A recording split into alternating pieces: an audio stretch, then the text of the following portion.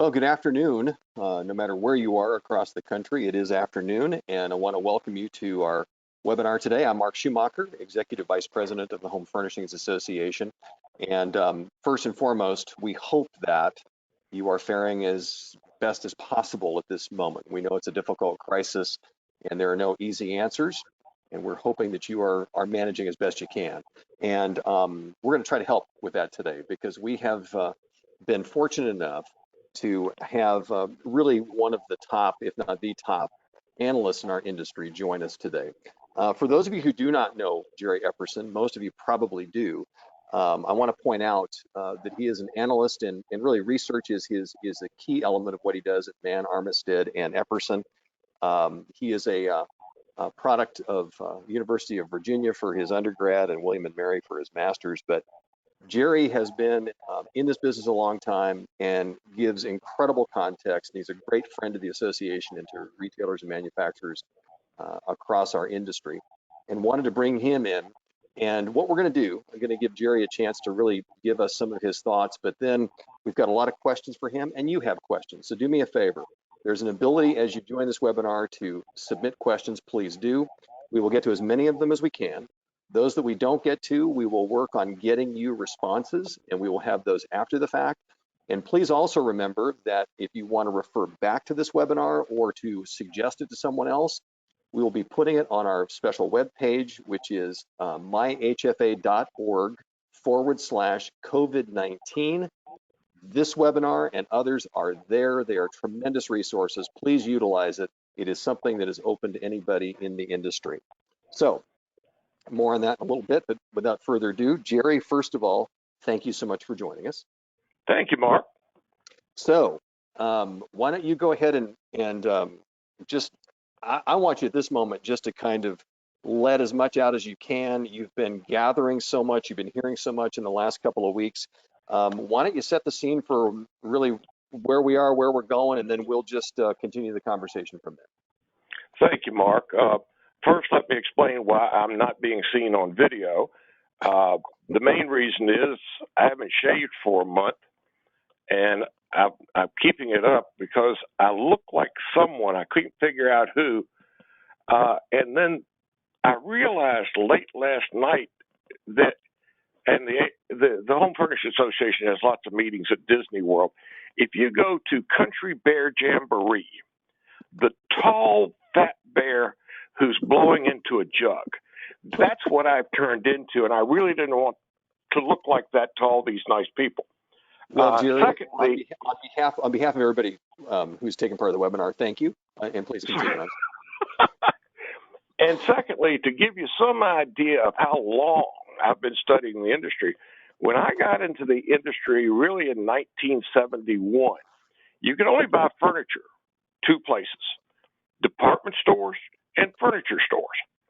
Those two were it. Now, there were lots of kinds of furniture stores, and the reason was we were the only two places that had home delivery and that had credit to finance the purchase.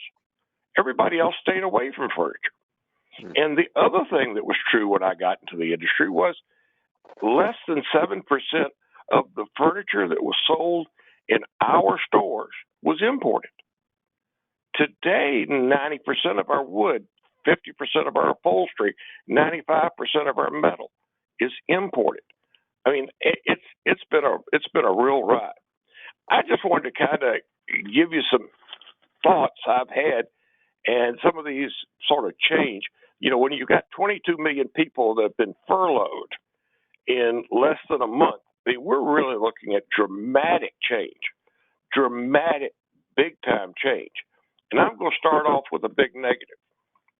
I read a number of materials about the hotel industry because in some ways they're related to us. And I read a lot about consumer electronics and appliances. And I read their publications. And funny as it is, one of the topics is fraud.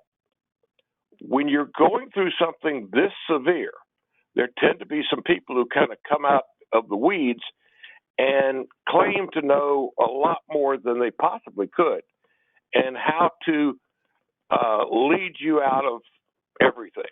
Just be real careful about that, because the truth is we are all together in unknown territory. And what you're about to hear is my opinion. Has President Trump given me any inside information? Not in weeks now. All right. I do worry about fraud. Now, let me tell you how this is going to work out. And I'm blessed in that my partner, Jim Mann, sent me a piece from the National Retail Federation that they have worked on with the Center for Disease Control and a couple other people that give a little insight into their vision. Mark, I think I sent this to you. I hope you got it. Yes, I did.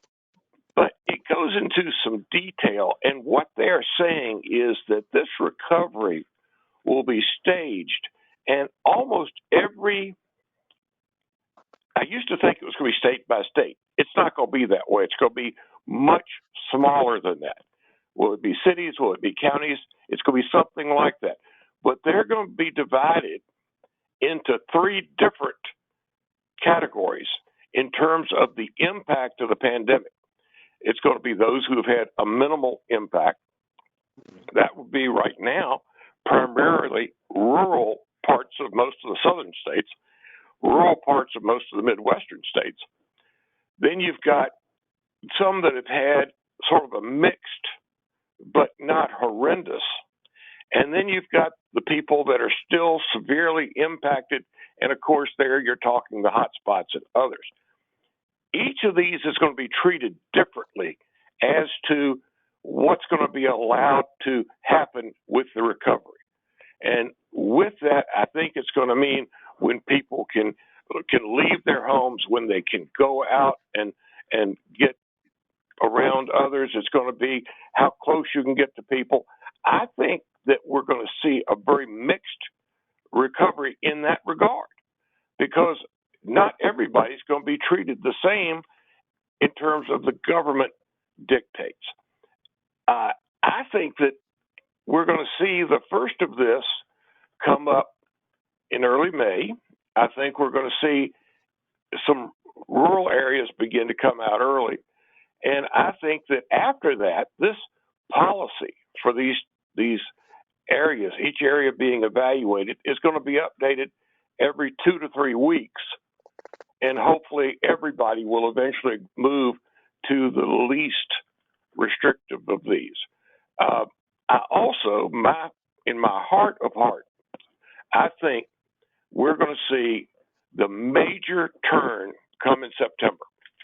Now, I know that sounds a long ways away, but my reasoning behind it is there are certain communities that are that can be monitored, that can be watched carefully, and the schools certainly are there.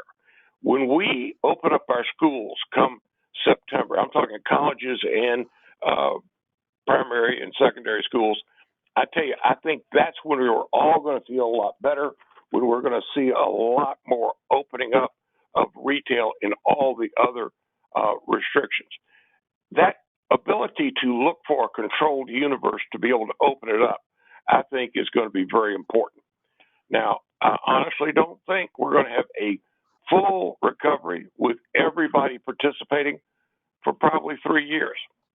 Now, I don't think we're going to have all our stores closed for 3 years, nothing like that. I'm just saying this has been such a heavy blow that we're going to all be gaining momentum.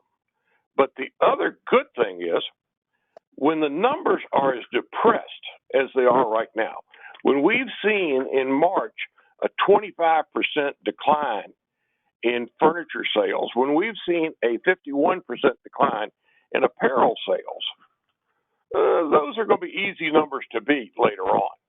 And that's going to allow, while we feel terrible right now, as we turn, we're going to see some big numbers coming back. And I think those numbers will be back. Certainly, a year from now, we're going to be looking at much better numbers. We are not going to have everybody come back after this. That's as obvious as you could imagine.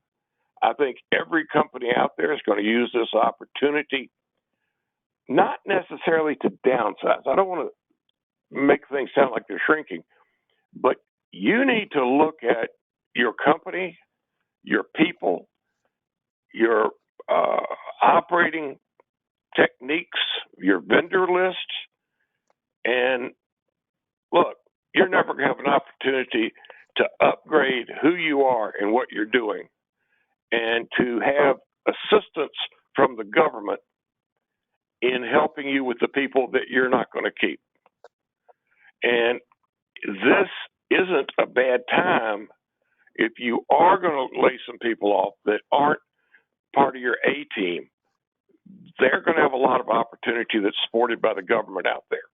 So I think we're going to see a lot of upgrades, a real opportunity, not just for the companies, but a lot of individuals are going to come out of this and say, you know, I've always wanted to work over here, or I've always thought that was an opportunity.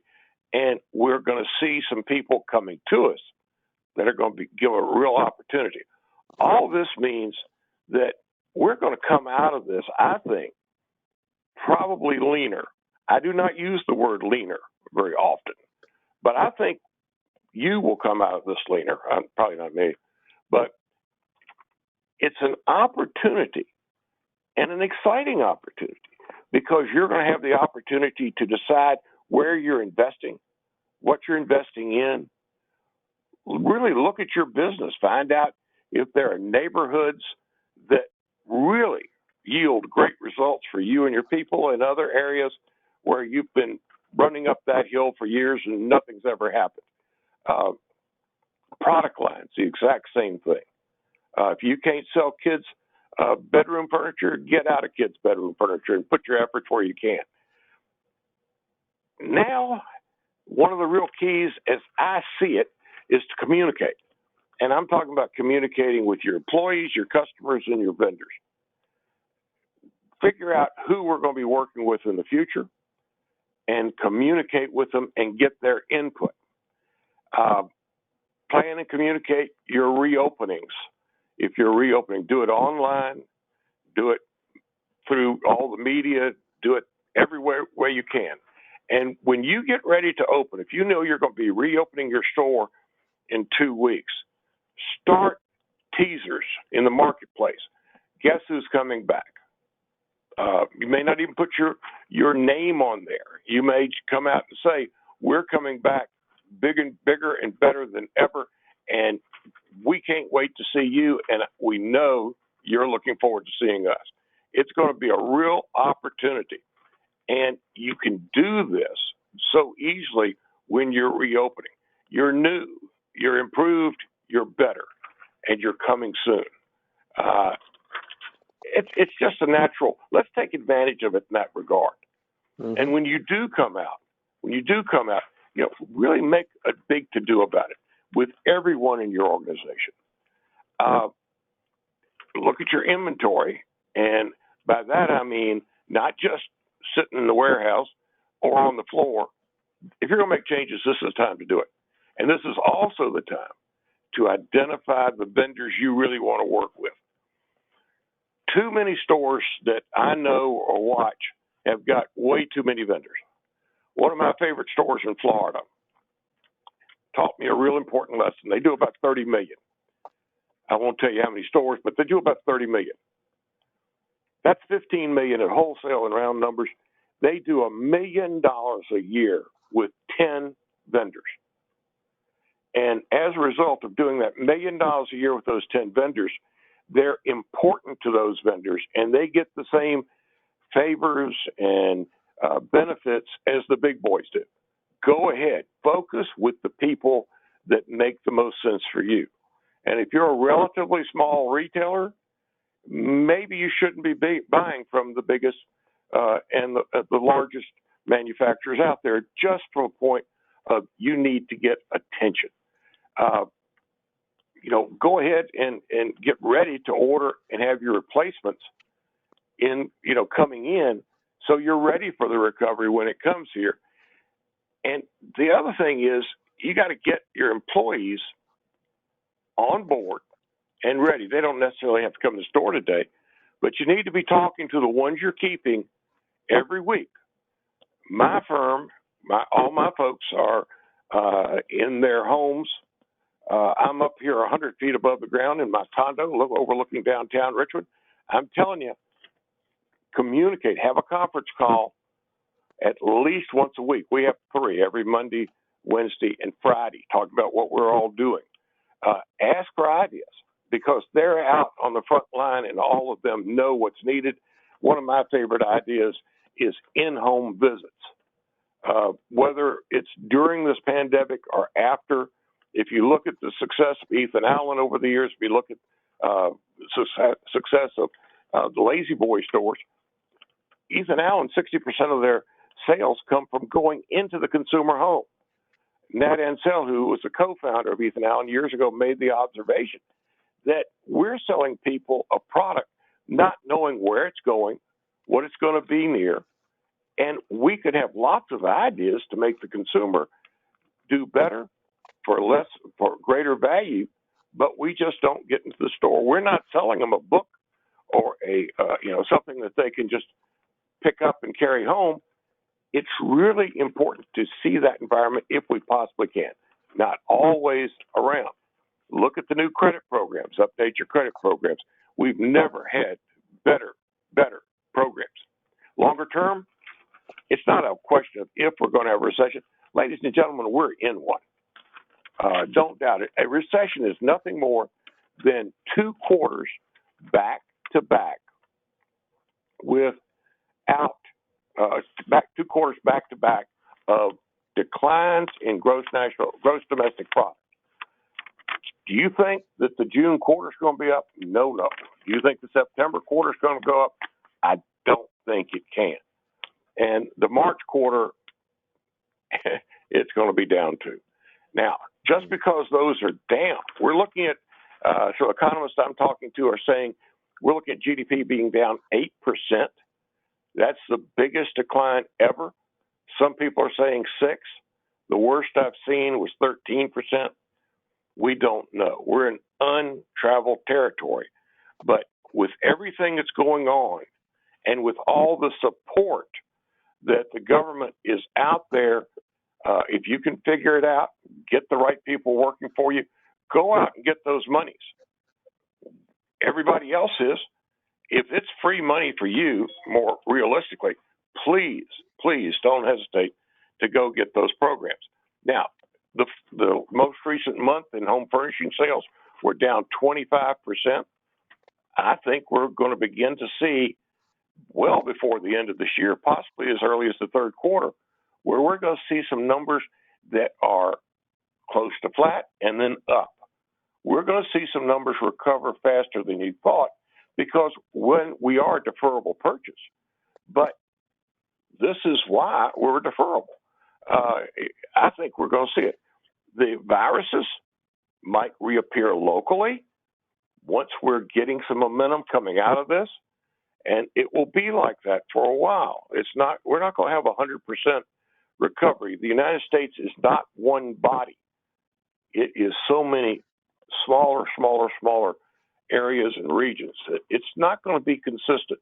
It can't be. And I really think that's where the opportunity exists. Every one of us is looking at a territory. We're looking at a geographic category. Ladies and gentlemen, if you've got multi-stores, this is the time to decide which ones are keepers and which ones aren't. There's going to be, I'm excited about the recovery because people spending time in their home are going to learn real quickly that they have needs. And we can always, one of our strengths, if we could just get people to spend money where they spend the time, we'd be doing great. I'm excited about this. I think when we come out of it, we're going to have a great time for mattresses. A pretty good chance we're going to have a lot of new births right after this. So, Mark, that's kind of a background for at least what I'm thinking at this point. Well, it's interesting too what you just talked about, Jerry, because as everybody comes back online, I've heard so many retailers talking about the focus being on home because that's where everybody's been sequestered for so long. You know, we're looking at things we haven't looked at in the way we have. So there are certainly opportunities there, but there's a lot to unpack here. For those of you that just hopped on, I want to remind you this is Jerry Epperson we're talking to, industry analyst, and we're really discussing the readying for reopening whenever that happens. And Jerry mentioned, by the way, and you can find this, I believe, if you search it now, but there are some criteria that have been put out that have, I believe he mentioned NRF putting it out, but it's really from, believe it or not, FEMA as well as the CDC, talking about criteria. The only thing that you have to overlay to that is the fact that that criteria is great, but every state municipality is going to be different and coming on at different times. So Jerry, let's unpack this a little bit. Let me ask you this question first and foremost here. We know that when this all started, and I'm going to go back to December in China, that there were disruptions back at that time began to happen in the supply chain. And it is only accelerated as they went offline, and factories in Vietnam then later on went offline. What are retailers going to have available to sell? Are there categories that you think are just going to be just not even available for a while, or what are you hearing as far as what's going to be available to the retailers that are listening today? The really smart retailers who have been able to stay open are buying inventory because they know we're going to have shortages when we come out of this. Talking to clients and friends in Vietnam, they have never seen cancellations like they've had in the last 30 days. And to the point that some of these Vietnamese factories who had really just begun to recover after some problems, and the Chinese factories after the tariffs from last year, some of them had just begun to get back to normal in terms of production, or at least the new normal as we're going to know it for a while. And bam, they get hit with this. So these people have got this sort of delicate structure that they have to make it efficiently, put it in a container, get it on a ship, get it over here. There's going to be an important period of time where some of this product isn't going to be available for you, which is one of the reasons we suggest don't wait. Get in touch with your preferred vendors now. Talk to them about what's available, what you're going to need, and begin to get the ball rolling. And this will also show them that you support them and you want to do business with them going forward. I think there's a concern among every furniture store I know of. Are they still going to work with me? Of course they are. And they're probably going to need you more because not everything's going to come out the way it was. And we're probably looking at something that could shake out 30% of our retail base before all this is over. Not all of that is just because of this pandemic. Our industry loses a lot of people every year. If you look at the top 100 furniture stores, as Furniture Today publishes, if you look from 1980 to 1980 to 89, from 1990 to 99, 2000 to 2009, each of those 3 10-year periods, we lost between 30 and 35% of the top 100. And most of us would guess that the top 100 tend to be larger, more financially stable, broader based. Each of us in our own minds can think of all these people that used to be big and bad and aren't around anymore, whether you're talking Levitz or Heilig Myers or heaven help us, some people newer. Art Van, last month and a half. Art Van hits me real close to my heart because he was a dear friend. I was on his board for a couple of years, and he had himself a successful retail machine, tremendous insight. And for someone to screw that up at world record pace just makes me ill. Jerry, let me ask you this. What are the categories you think of product that will be more available than others?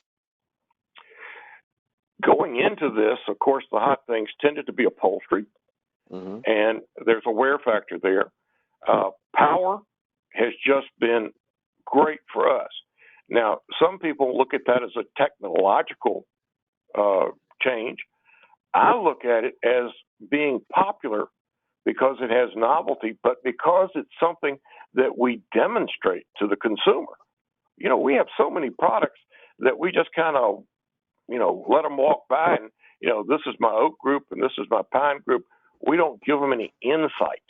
And where there's a story, the consumer can become engaged. That's one reason the mattress industry does so well. Let's face it, the mattress industry, those guys are selling identical rectangles, and all those rectangles are exactly the same. And the consumer can't tell what the difference is because it's all hidden from them. They don't know what's in the guts of these things. So the marketing for the mattress people always has had to be superior and always has to talk about what's new and different, because just sitting on it doesn't make any difference. And truthfully, if you lay down on most of our mattresses, they kind of feel like the hotel bed you lay down on last night. But you can't ever tell them that. You gotta, when my friends used to take me into the bedroom showrooms and they'd say, here, lay down on this, you had to say, oh, this is the most wonderful thing I've ever felt. Why have I never felt like this something before? When in reality, it feels like your bed at home. But we've got to keep that excitement. If it's something that can be demonstrated, and now we're going to have a new need for people setting up things in our homes that they can work from, not necessarily office. We're talking about a power motion unit. Most people today have a laptop in their hand and their smartphone to one side or the other, and the TV on in front of them. And that way, whatever media has the most urgency, they go to. That's today's multitasking for everyone. So I think this is don't overlook anything. The bedrooms are the new working center for a lot of consumers. It's the quiet room in the house. They can get the work done. If they buy a good power electric bed, they can sit up in bed. In my home, I work. I've got a little office, but I work basically from my bed because it helps me with my polio affected leg. But I can sit here and I can get everything done I need. And my wife goes into our living room with the big TV, and she's in there and perfectly happy not to have me to talk to all the time. I find it hard to believe, but yeah, we've been married 50 years, and she's heard most of my jokes. Well, and she's close to sainthood at this point, apparently, from what I've heard at least.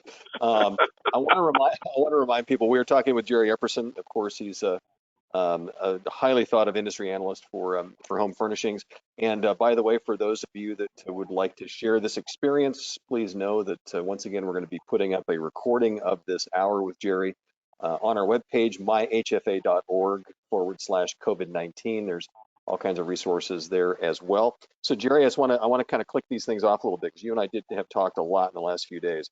You're suggesting it's going to be slow to fill orders for youth bedroom, and you talked about, of course, anything really wood's going to be a concern. Would you talk a little bit more about those so that we can give some of those insights to the retailers and others who are listening? If we look at the numbers, 90%, actually it's about 91.5% of all wood furniture sold at retail in the United States is imported. Now, over 50% of that is from Asia. And there is a significant amount of Canada and Mexico. And then there's some mix of European. But really, those are that. If you got 90% of the product coming in from overseas, you can see where the logistics are going to really play an important factor on who can recover from this and who can't. And remember, with all these cancellations, some of these factories may not be able to get back into business. So it's going to be some shuffling, some significant shuffling. That's one reason you don't want to be the last person calling your vendors and talking to them about doing business in the future. We have, by the way, want to remind everybody too, you can certainly send us questions in. We do have a number that have come in, and please do that if you can. I want to go through a couple of them right now. We have a question here that really, since we're talking about this supply chain from Asia, do you think there are concerns about the viability of some of those manufacturers there? And this is a question that always comes up. Do you think that anything could bounce back here to the U.S., even though we know that's a very small percentage? But do you think this will change the playing field at all when it comes to manufacturing? I would love to think so. Let's just sort of address it segment by segment. Okay. Wood furniture, we've got 90% of it imported. Can that remaining 10%, most of which are sort of boutique manufacturers like Copeland or Gad Caperton's company or some of those, the big boys aren't there anymore. And with today's regulations on EPA and consumer protection, we're not going to rebuild those.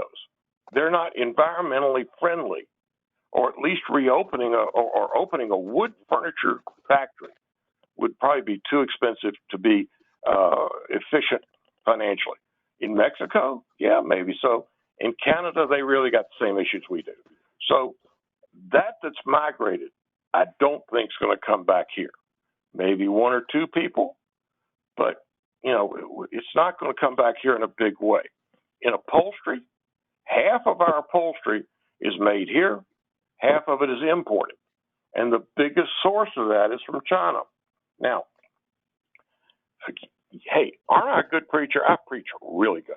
Now, we've got two completely different upholstered furniture businesses, and sometimes we don't even think about it, but we do. You've got the upholstered furniture industry where the retailer buys the product and then sells it to the consumer. And then we've got the other where the consumer comes in and picks out exactly what they want. We order it for them. So you've got the upholstery that's bought and then sold, and the upholstery that's sold and then bought. We've got two completely different businesses. The custom stuff has tended to stay more in the U.S., if for no other reason, the delivery times, when you consider the logistics, are to their favor. Second, plus the large Asian factories aren't real happy making onesies and twosies. They really like to make big runs. And you look at the long production runs, a lot of those have gone overseas. But the other thing people forget is almost 80% of our upholstered furniture fabrics are made in China now. Mm-hmm. You think of all those old companies, Mastercraft and Joan and all those that used to supply us, they're gone. China, between 2002 and 2006, put in more upholstery mills than there are anywhere in the rest of the world. So they control that. Fortunately, between cut and sew kits and roll goods, we can get upholstered fabric over here quickly. But they control that end of it, so that helps them in terms of gaining market share. Can we have upholstery come back here? Yes. Are a number of the Asian upholstery manufacturers looking to buy or build here in the U.S.? Yes. And I think you'll see more of that after this pandemic, because they'll see the advantage of having a manufacturing stake in here and in Asia. In mattresses, we've seen that already.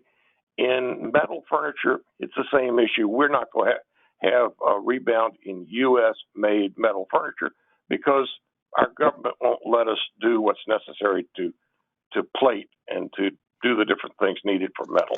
And this is why you're suggesting that upholstery will be a little more prevalent, if you will, because we have so much of it that is made here versus the wood products coming from overseas. And who knows? I've talked to so many retailers that there's still been some uncertainty as to what was on the water when this all started.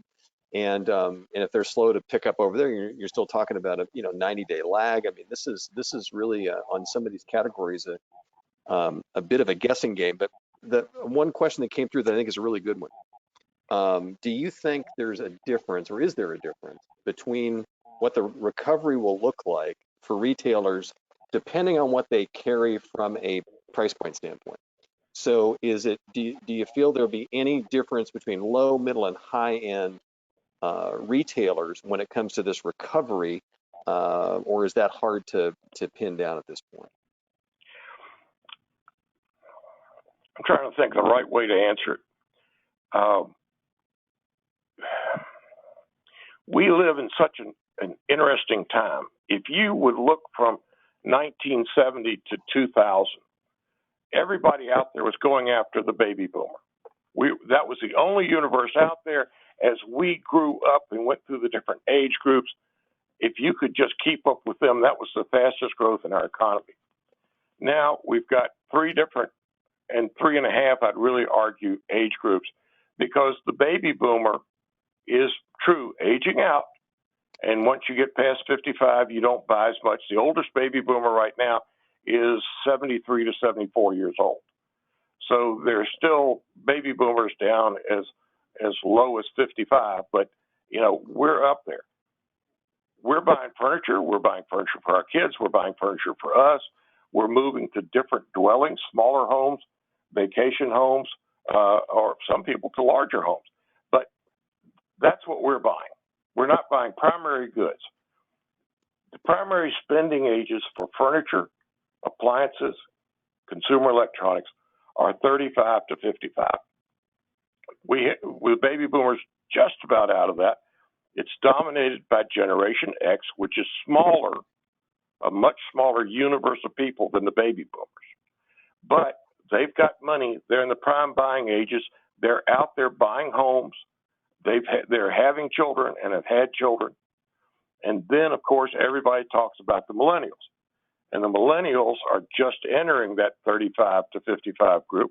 And every year they get deeper in that group and are more into homeowning, more into having children, more into growing into the American dream. And that universe of people is bigger than the baby boomers. And then right behind them, somewhere around 21 or 22 would be the oldest, is the Generation Z. And Generation Z is about the same size as the millennials. So they're going to be fine growing up too. But really today you've got 3 generations. You need to decide who your business is with, what's exciting about them. And each of those generations is going to buy differently. Right now, in most cities, you're better going after either the millennial or the younger of the Gen X. And that's where sort of the meat of the market is. So depending on, I mean, that could be any of those categories, for those price categories. Then you're really talking about really just it's more a question of just who you're marketing to versus your price point. Exactly. If you're a store that's been around 20 years and you've been selling upper priced goods, you can't start selling entry level goods because the consumers aren't looking to you for that. And we need to recognize what our reputation is in the community and live up to that reputation and serve it the best we can. Stay in your lane. In other words, don't try to be somebody else. Do what you do best. No, I think that's always good advice. Now I got 2. We got a lot of questions coming in, and there's one area that a lot of people are asking about. And we know that when this first happened and talk of shutting down stores came up, folks that were already well involved in e-commerce, they ramped that up. Others who were on the fence and weren't started trying to jump in as quick as they could. So especially with the restrictions that are going to be happening within stores, there's no doubt that there's going to be restrictions on how many people come in, all that kind of stuff. So tell us a little bit about what you're looking at as far as what this will do to online sales, particularly for the individual, retailers that are out there that are trying to, balance both. Sometimes I think we misunderstand the real benefit of the internet. Not everybody has to sell and ship off internet sales. What we can really use the internet for is to show the variety that we can offer to the consumer and why it's important to come into the store. I really think that's a key. Again, we're still a product that a lot of people want to see and touch. And we all have got our favorite stories about the consumer buying furniture and then finding out they can't get it through the front door, they can't get it in, or as happens very often, you buy something and yeah, they give you the measurements, but it's in centimeters and you're too lazy to look it up. And so when it comes in, it's sort of a miniature of what you really wanted. Anyway, there are those kind of problems all the time. The internet is growing. They're getting better and better at selling what I would call mainline furniture, which is fully assembled goods, which is the lifeblood of furniture stores. But the internet still dominates the RTA business and the home furnishing side of furniture. Now, everybody out there should be using this downtime to upgrade your website and to make sure things in there are current. Make sure that people can ask questions like, how quickly can I get this? Or is this available in blue? Let them be able to communicate with these people and use that as a way to show them your capabilities. If you want to be able to deliver it off the internet, yeah, that's great. But a lot of times, just being able to show them what you can do, and there's no reason a small store has to mean small in availability of product. I really want stores to continue to say to the consumer, if I don't have it, I'll get it. Tell me what you're looking for. I will find it for you. And the other thing is, don't sell the same vendors that the biggest in the industry are selling. The room, you can't out rooms to go, Right. and you can't out American Signature. They've got so many logistical benefits, and they're so close to the factories. This is a challenge. But you, as a smaller or mid-sized store, can buy from vendors that aren't big enough to work with all the requirements of selling rooms to go or some of the other big boys. You can buy from people at the market. I think I put out something not long ago on retail where we the High Point market, I think, has got somewhere around 26 or 2,700 vendors. Only 500 or 550 of those do container only. There are a lot more vendors in High Point that would love to do business with the small to mid-sized stores and know that the big boys, they don't come in because you can't service what they need to have done. The mid-sized small store can be the first to market with new styles, new colors, all that. It has to be a style or a particular product has to be big enough to get on and be mainline consumer to get on one of the big boys' floors. It doesn't have to be with your business. Well, I'm just going to make a comment here. What I'm so enjoying about this conversation is not just the incredible context and information, but I'm hearing a lot of hope and a lot of track to run on for any retailer, no matter the size. Just basically saying, look at trying to take advantage of this crazy situation. Now, by the way, I just want to remind everybody, Jerry Epperson, who we're talking to, this webinar is being recorded. It'll be on myhfa.org/COVID-19 when it's over with. So we'll have that so you can listen to this at any time or share it. But Jerry, let me ask you this question. So we know that there's going to be, when these reopenings happen and they start trickling along, there's going to be very strict changes into how business is done in stores, whether it's the limiting of the number of people in, the safety concerns. There's not going to be a lot of window shopping initially because if you have a finite number of people you can have in the store, you're hoping that it's an appointment. You're hoping these are people that are coming in to buy. So overall, with the online stuff we just talked about, what do you think is going to be the change in what I would call the customer experience?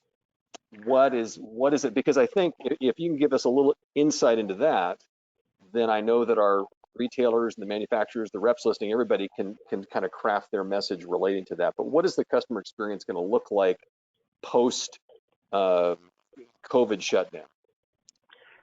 If you've closed your store, uh, I sincerely hope you've been using email or social media or old snail mail and communicating with your customers saying that this is temporary and that you are still growing your store and your store's capabilities, even though the doors are closed. And we're looking forward to seeing you again when those doors are opening. And we're going to have a big celebration then. And you, I hope, will be part of it. These lists of people who you do business with are key. And there's no reason on earth why not communicate with them. If you're in the store, if you want to have so many people come into the store, or even if they're at home, give them that list. Tell them to call people. Again, my friend Art Van used to have one of the old giveaways that they had was they'd mail out all these silly little keys, and they'd have these boxes. And if your key worked and you opened it up, you got $5,000 worth of free furniture, which of course cost around $2,500 or whatever you want to believe. But anyway, huge promotion because in order to participate, you had to write down who you are, what your address is, and oh, by the way, if you perfect world, if you could walk out of here with anything you want in the store, what would you want? So automatically, when this sale is over, you've got a list of all these people and what they're looking for. So if your salespeople are just sitting around up front waiting for the next walk-in, put them on the phones, get them in touch with somebody, and let them know you've got sleepers. Special deal on sleepers. You'd like for them to know about, like for them to come in, or go to the internet and let them see what you can do in sleepers. And these kind of things are what's important. You've got to keep that communications up. So create, in other words, I mean, look, is already having cabin fever and wanting to get out. Sounds to me like you're saying draw the picture so that they have um, something they can put on the list of what they want to do. I had one retailer that said, we've got to focus on the customer experience relating around the home because we've got people that have been looking at the same ugly sofa for the last 6 weeks. You know what I'm saying? I mean, you're saying take advantage of the uniqueness of this situation, and the customer experience should be built around that. Am I doing a okay job of capsulizing that? If you're not spending the money on radio, TV, and elsewhere right now, you ought to be sending very personalized notes because it uses your time, it keeps you in touch, and these notes, I'd love to say they should all be handwritten. You've got to make that judgment on your own. But just thinking of you or wanting to stay in touch or, hey, I'm excited about our grand reopening. Hope you are too. All these things carry a message. Uh, people don't hear from you for a while. They assume you're dead. And that's a cruel thing to say in this environment, but it's true. I mean, you go to school with somebody, you don't hear from them for a long time. You kind of assume, well, they've gone their own way. We need to stay in touch. And remember, I'm not talking about somebody that bought something in the last 6 months. A lot of our people that we need to be reaching out to are things that bought stuff from us 5 to 10 years ago because now they're ready to replace it. One of the dumbest things I've ever seen was, I won't mention his name. I really want to, but I'm not going to mention his name. He had a postcard program where he was sending out, if you bought a sofa from him, he was sending you a postcard with how you could get a great deal on another sofa. There's a reason we don't have sofa sales with 2 for 1 because it's very seldom people come in and buy 2 big sofas. This is Now, true. I'm not saying it's not done. It's probably not a good use of your time. Um, Also wanted to ask you, and this is kind of interesting. And this is, you're always looking at the glass half full. We have a question that just came in, and one of our retailers was mentioning about the fact of saying there's going to be a need to create, mandatory spacing in showrooms, and things being moved apart so they're not on top of each other. So as people navigate this new social distancing, it's the question was, gosh, won't this mean fewer samples on the floor? But I got a feeling that you're saying that there's going to be a supply lag where maybe that won't be as much of an issue. Well, speaking as a fat bald guy who rides around on a scooter, we need a little more separation in our furniture stores. All right. Not every furniture store or furniture showroom moves their furniture around knowing I'm coming through. I tell you the truth, we could thin our lines out. Furniture stores are like the old 80-20 rule, and we tend to do 80% of our business on 20% of our inventory. And the reason is because your salespeople very quickly learn what sells easiest. That's one reason the imports came in so quick, because they were cheaper. They weren't better made. They weren't better designed. They certainly weren't more creative, but they were cheaper. And so your salespeople, whether it's on the retail floor or whether it's your reps, they know if it's significantly less expensive, they're going to be able to sell it easier than not. I think this is wrong. I really do. Many of our consumers want to buy something nice. They don't want to buy a piece of junk unless they think a piece of junk, and I don't mean to sound that bad, a less expensive item is all they can find. If they think that's all that's available, that's what they're going to buy. But a lot of people, this is their home. This is where they're going to spend decades. This is where you're going to raise your kids. And, we as an industry don't tell our story very well. Our prices are fantastic. Our best-selling sofa right now is $699. In 1970, 1970, it was $399. In 1970, a Volkswagen Beetle cost you $1,900, and the cheapest Volkswagen now is what, $17,000-$18,000. Our prices are phenomenal. Here's a number that always blows my mind. In the 1970s, 50% of our retail sales was wood furniture, and upholstered was about a third. Today, upholstered furniture is 45%, and wood's a little less than a third. Completely reversed. And mattresses have grown too. It's because, number one, our prices have gone down relative to the consumer price index for the last 4 decades. Furniture is a tremendous value. Secondly, one of the things about furniture is we can take furniture and make the home yours. You can order the upholstery, you can order anything you want to make that home yours in a way you can't do with your car. You can't do that with many other things. And we can do it for you. And we don't explain that to our consumers very well.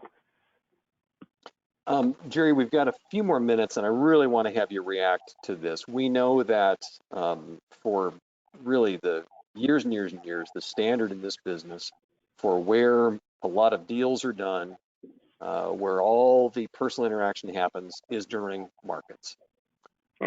We know that this morning it was made official that which was the postponed High Point market that was supposed to be April, moved to June, is not happening. There's a huge question mark that hangs over the Las Vegas July market. The question, and this has come up from people listening today as well, is this crisis doing what some people have felt needs to happen, is a little bit of a change to how we do business? And I don't say that in any negative way to the markets. It's just that we know that every retailer and rep and manufacturer is just saying, gosh, we need to spend more time, in our stores or where we work, et cetera. But what are your thoughts about the landscape of the markets as we know them? I get upset because I don't think many people really appreciate the value of a market. If you go there and you're going to visit the exact same showrooms you have for the last 3 to 10 markets and not look anywhere else, you've really wasted the value. If you go there and you don't do anything but talk to the same reps who either call you on the phone or come in your store and visit you, you've wasted an opportunity.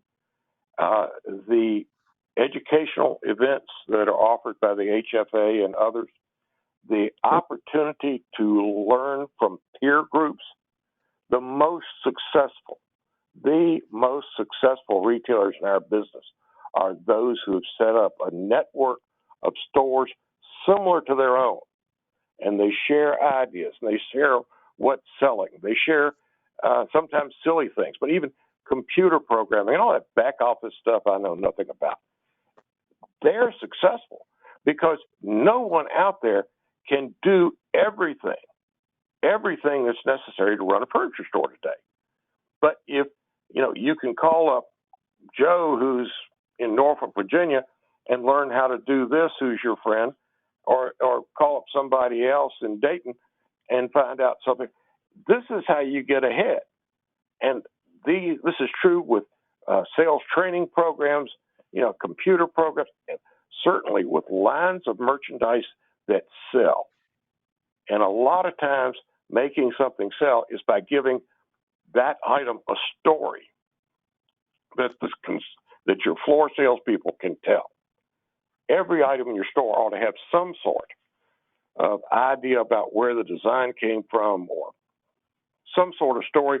Sometimes that's helpful if it's true, but a story is always helpful. Markets are necessary.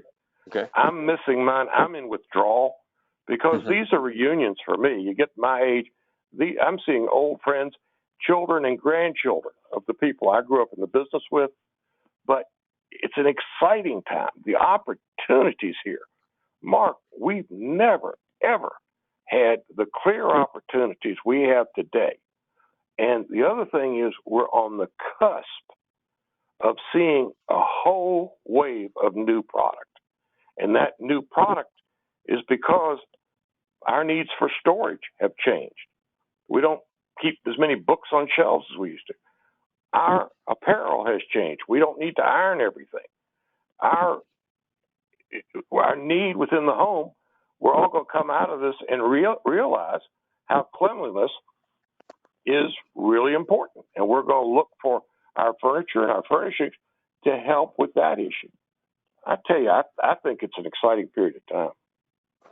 Well, I think it's a great moment since we're right to our limit here at the hour, to kind of stop there. But Jerry, it's interesting. You mentioned off the top, these are your opinions, and I'm sure there are folks that might take a different tact. But I'll tell you, the one thing that has come through loud and clear is just I do appreciate, I hope others do too, your optimism and really trying to find the possibilities coming out of this very difficult situation. But just to remind everybody that this webinar has been recorded. It will be available on myhfa.org/COVID-19. Also, some of you had questions relating to issues with the stimulus law and other things of that sort. We also have some very recent discussions and webinars and brand new information on that webpage as well. So that is a resource for everybody. Once again, myhfa.org/COVID-19. I want to thank Jerry Epperson for joining us. Can I make one more point? Yeah, I'll give you the last word. Absolutely. All right. I want our friends out there to think about the poor mattress people. Okay? We've all known that mattresses were the most profitable thing on our retail floors. We've all known that mattresses, every year, they have something big and new. And I've always admired them about it, but primarily because these poor people are selling the exact same size slabs every year. And no consumer, none of us knows what's inside. All we know is what we're told. And yet they've created a growth business with stories and technical improvements and really created a fantastic business. If you look at the furniture business, we can talk colors and styles. We can talk size. We can talk history. The furniture business is limitless, and they do make it different sizes and so forth. I tell you, if we can do that well with mattresses, we ought to do even better with furniture. Mark, Well, thank y'all.